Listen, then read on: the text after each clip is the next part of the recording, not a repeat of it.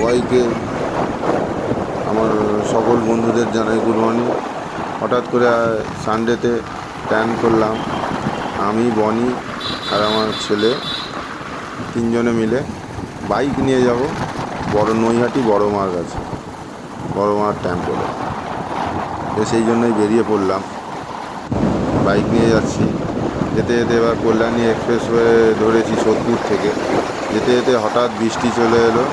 প্রথমে আস্তে আস্তে হচ্ছিল, তা হঠাৎ করে জোরে বৃষ্টি চলে এলো। কী করব, ঠিক শ্যামনগর ঢুকছি, তখন দাঁড়িয়ে পড়লাম একটা চায়ের দোকানে। দেখতেই পাচ্ছ কীরকম জোরে বৃষ্টি হচ্ছে। তারপরেই কমার পরেই আমরা পৌঁছে গেলাম বড় মা মন্দিরে।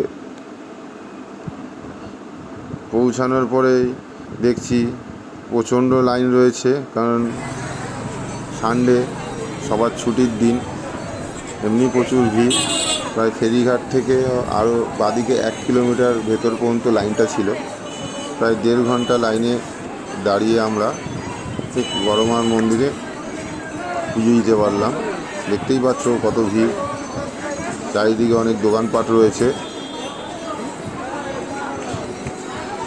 এরপরেই আমরা মন্দিরে প্রবেশ করলাম। আমি এই প্রথম বড় মা মন্দিরে গেছি, আমি জানতাম না সানডেতে এত ভিড় হয়।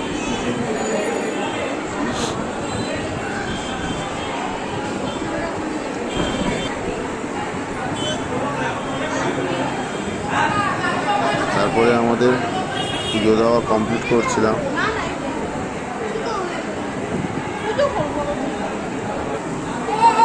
এবারে গেটটা খুললো, আগের লাইনটা ক্লিয়ার হলো। এবারে আমরা ঢুকছি, মন্দিরের ভেতরে প্রবেশ করছি। করার পরেও দেখতে পাচ্ছেন মন্দিরের ভেতরে কতটা লাইন, কতজন দাঁড়িয়ে আছে।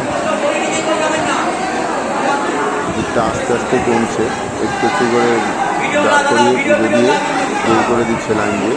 আমরা সেরকম আস্তে আস্তে এগিয়ে গেলাম। যাওয়ার পর আমাদের পুজো দেওয়া হয়ে গেল।